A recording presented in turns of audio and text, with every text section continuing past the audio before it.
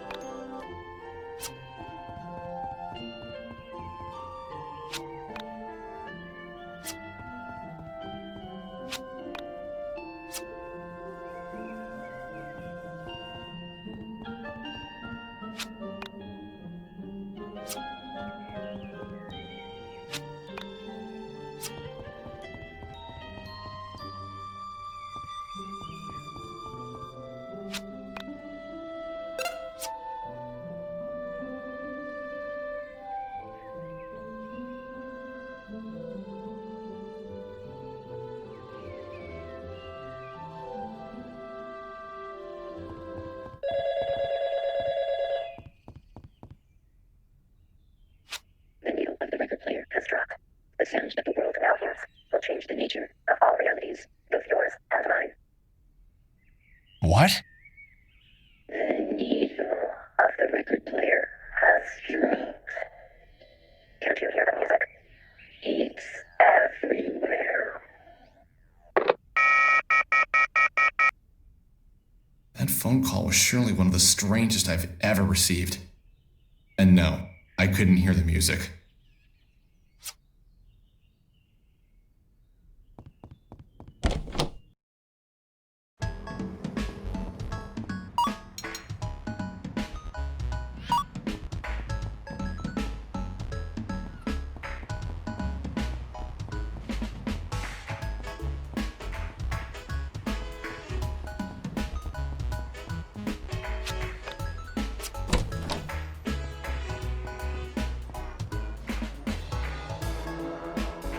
A few hundred yards outside of town, I came to a junction.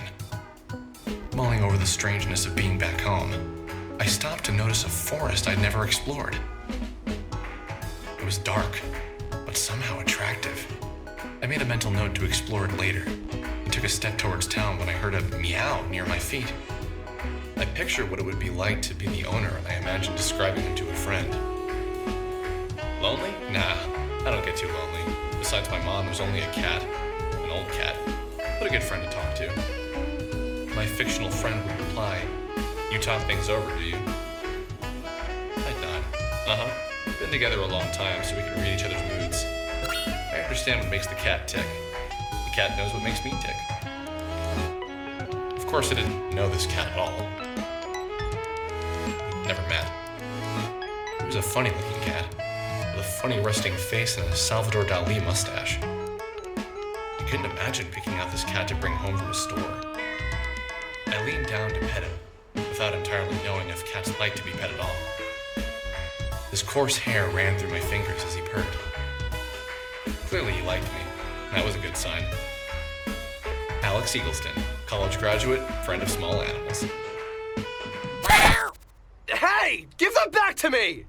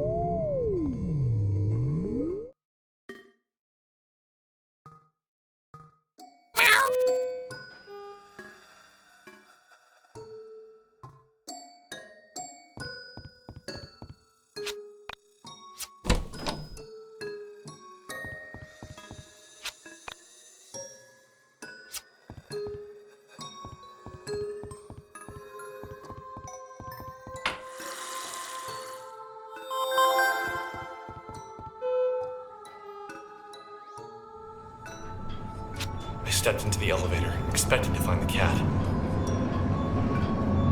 I scanned the dark floor and found nothing. I sighed as the elevator began to shake, vibrating with motion. The elevator came to a smooth but unexpected stop. I cringed with anxiety as the lights flickered. Please don't die. Please don't die. I pleaded with the mechanical gods to keep the power on. My prayers weren't answered. Damn it! The power's out. I need to find the stairs or a fuse box.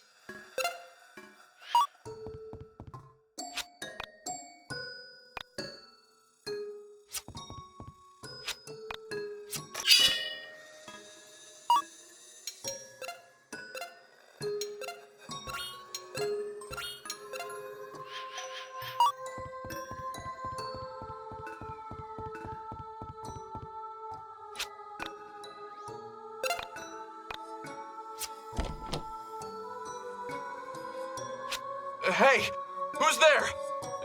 Don't come any closer. I'm armed.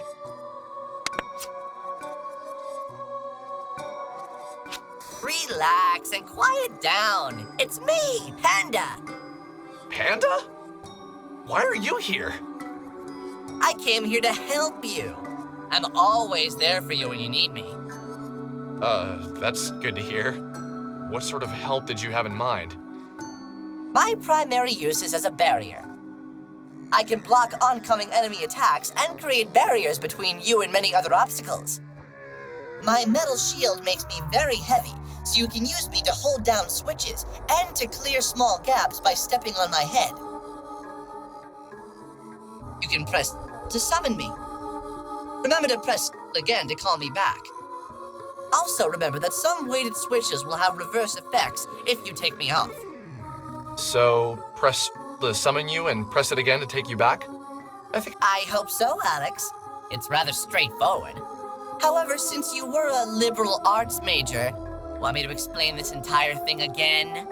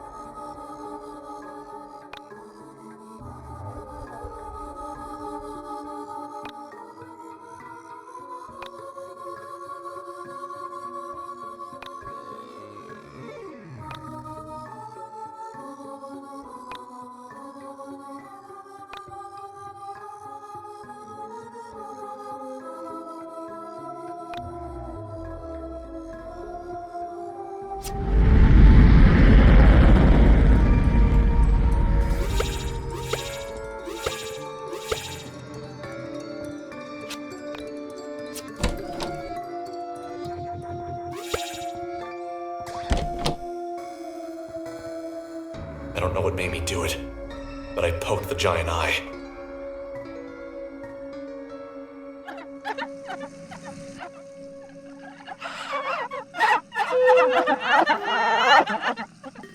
The pyramid's tears seem to power the room. What the hell is going on here?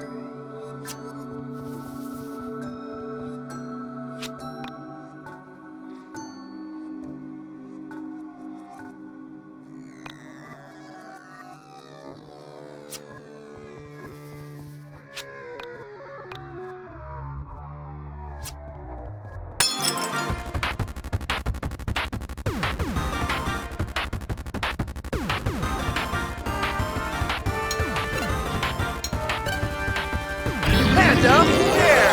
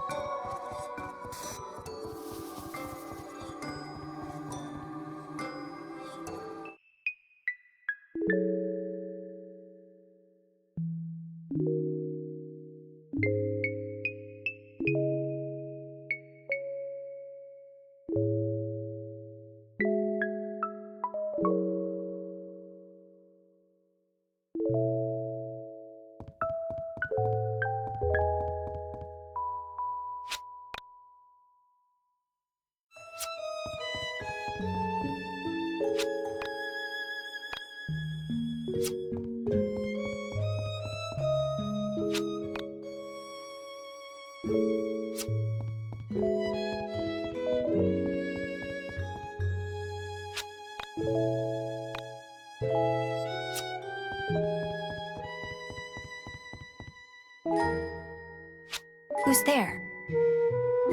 Dolly, is that you? Great, another person. Hey, I can leave if you like. No, please stay. I've been pretty lonely here. Where is here, anyway? I was hoping you'd know. I've been lost down here forever. Did you come through the elevator too? Elevator? I don't know what that is. Then, where did you come from? I asked, thinking it sounded nicer than, who the hell doesn't know what an elevator is? I came from here. Is there anywhere else? Anyway, I've been looking for my cat, Dolly. Have you seen her? So the stupid thing was a girl? I just assumed it was a boy cat, seeing as how it had a spindly mustache. Although, now that I reflected on it, facial hair was not exclusive to male animals or male humans for that matter. Is that the cat who looks like Salvador Dali? I don't know who that is. My cat just looks like Dolly herself, not another cat named Salvador. She didn't know elevators. I doubted she'd know her 20th century Spanish Catalan surrealist painters all that well either. I said, right, I saw a cat earlier. He had a funny mustache and crazy eyes. Naturally, my description of her beloved feline was offensive to her. Clearly, this was a woman projecting a rather strong personality onto this cat. She took a deep breath and said quickly, My cat has a beautiful mustache and perfect eyes. I can't imagine we're talking about the same cat. I told her I wouldn't mind helping her find her cat. I told her we should move quickly and get out of this dank basement. I waited for a moment as she processed what I said. She was a very difficult girl to read, especially without being able to see her face. I could tell something was wrong. She really projected her opinions and feelings into the room, even without saying them. What's wrong? I don't have to help. I just thought you could use an extra pair of cat hunting eyes. It's not that. It's okay, forget it. Hey now, that's lame. You can tell me anything, no judgment here. No judgment? Great lie. I like a good liar. Hey, I'm serious. I didn't mean anything by that. It's not you. That wasn't fair of me. It's just... the world has used me so unkindly, I fear it's made me suspicious of everyone. Okay. For now, I choose to trust you. But I reserve the right to decide you're just as evil as the rest of the world in the future. Sounds like a fair deal. My name's Alex. Nice to meet you. I'm Semi. But please call me Sammy. I don't know why I'm trusting you. I guess I always had a special spot for gingers. Hey, careful with that word. That is our word. What do you mean, our word? You're weird, Alex. Sorry, lame joke. Let's just look for the cat.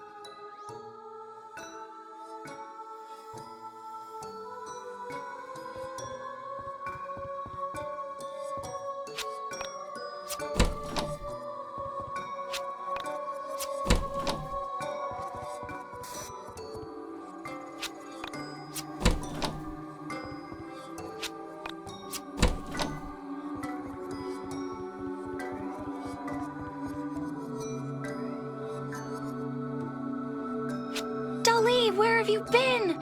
I'm so happy to have you back. Oh, who's a good cat? You are. You are. Oh, I should probably tell you about Dolly. Dolly is a tool, much like your stuffed panda friend.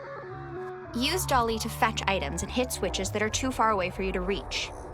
Dolly can jump, so don't worry about her falling down any gaps. This will be useful, so make sure you try it. Okay, so shall we get out of here? Sorry about my house. I've been meaning to get someone in here to fix the power, but who has the time for that? I get so busy that little things like that get away from me. But that's normal, isn't it? You get used to the flaws in your own home. It's always confusing for guests. Like my mother used to have everyone take their shoes off in the kitchen. Who does that? Oh no, I've become my mother. Oh, one last thing I should warn you about. I've got a roommate. His name is Wilhelm. Well, you'll see.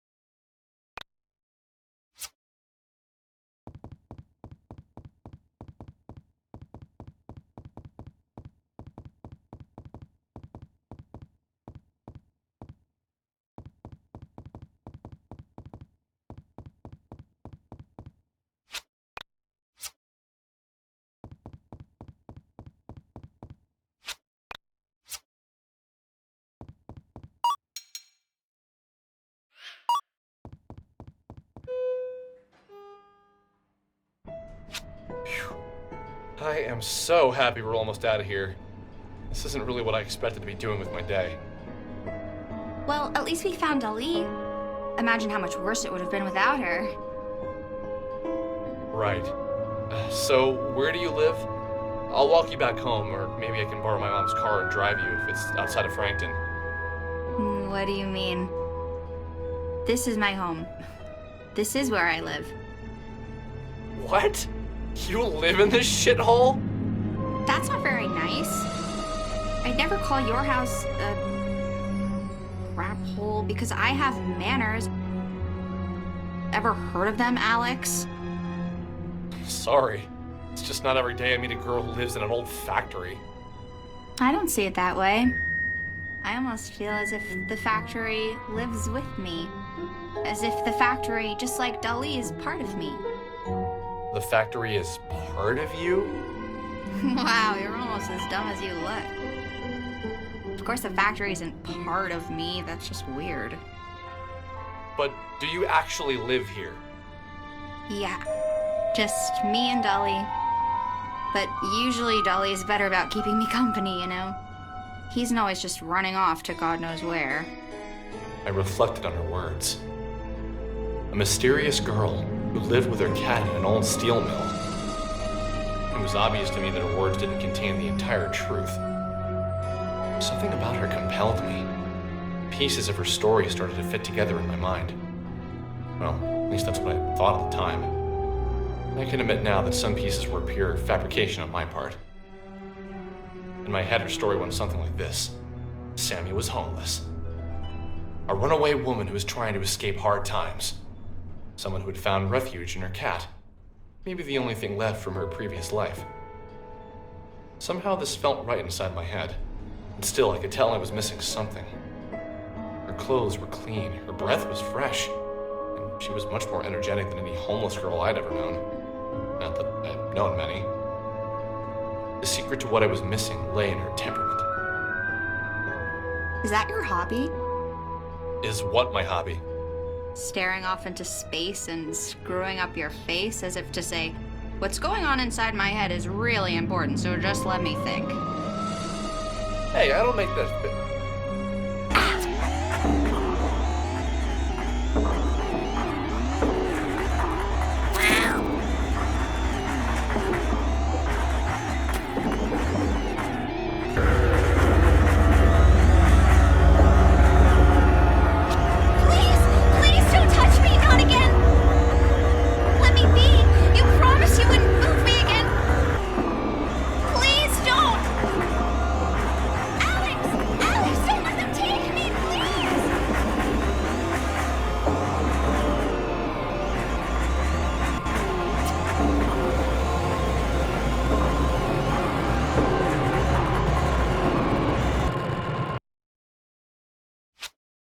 For less than 2 hours when she vanished from my sight. Sammy was gone for good, swept away as if she'd never been there at all. A door into nothing, into a different reality, opened up and swallowed Sammy whole. At that moment, I couldn't think. I couldn't breathe. All I could do was replay the scene of her being pulled into obscurity by nothing. There one second and gone the next.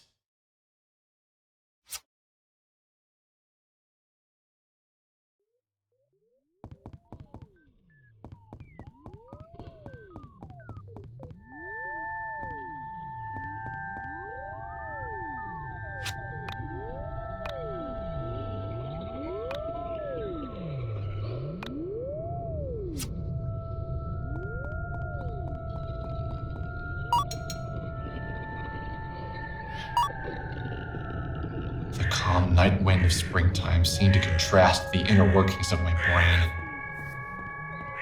I was moving on autopilot back towards my home. I felt as if I'd seen something that wasn't meant to be seen. As if the curtain had lifted on reality and exposed the man upstairs. Like I just found out Santa wasn't real. I couldn't yet put into words what I now understood. But something had changed inside of me. Pulsating through my veins was the energetic charge of irrevocable loss, all for a woman I didn't know. This feeling wasn't pure. cut with something I couldn't put my finger on at the time.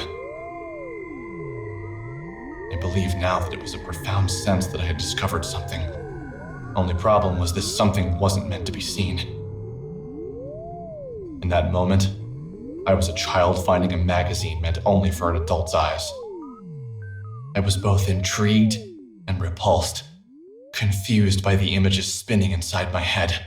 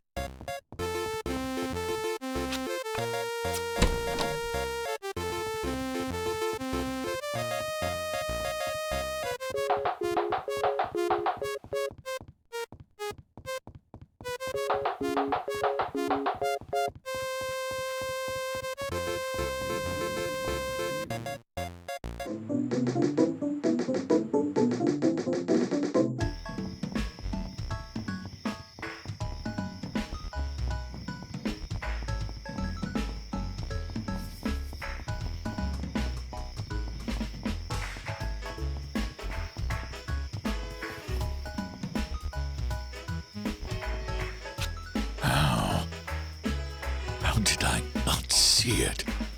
It was already broken.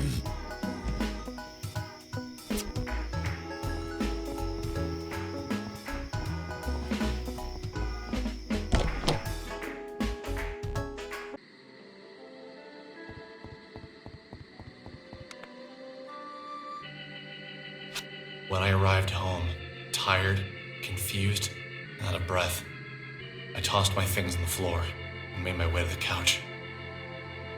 My mother still wasn't home yet. I wasn't surprised. She often worked late right before her company released a new product.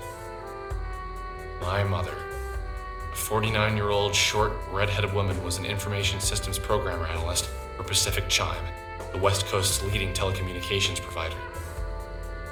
Her job, ironically located on the East Coast, worked her harder in 1 year than most jobs work people in a decade. This job paid well. Without it, my sister and I would have never gotten through college. I left school debt-free thanks to the back-breaking mental labor of my mother. You have mail.